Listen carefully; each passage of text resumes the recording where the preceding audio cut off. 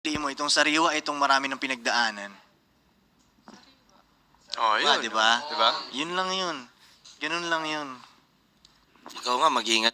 Ito na yung parte na I've expressed ko ata to.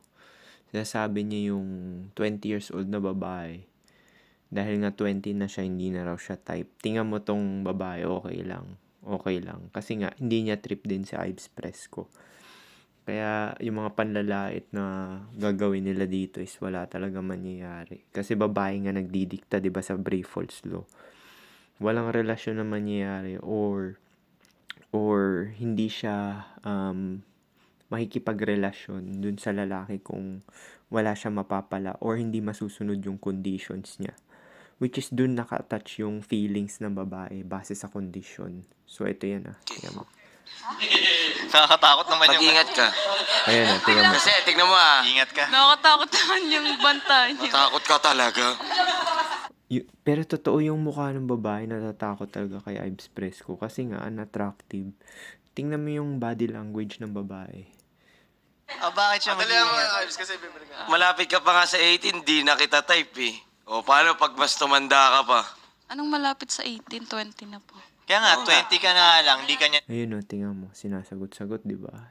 Ganyan yan sa podcast kasi nga, sila dito, mga normie, yung iba pa nga, marami pa nga below sa looks eh.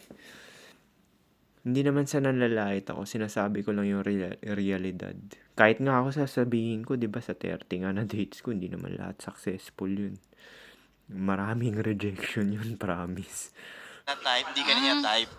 Eh, dapat pagpaganda ka pa. Okay lang po. Okay lang yun. Hindi niya nag-type. Tamo, nonchalant, di ba?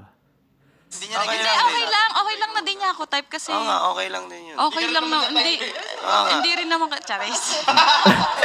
Oh, di ba? Yun yung sinasabi natin na mixed signal na wala talaga silang pakialam sa mga may gusto sa kanila na unattractive. Magugustuhan lang nila. Plus sa kanila yun kung yung nagkagusto sa kanila pogi kasi napadali yung hypergamy nila.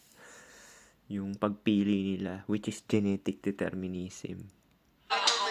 Joke lang. Ayun, sabay bawi, di ba? Basag, di ba? Basag, tahimik. Natahimik sila. Yun talaga reality.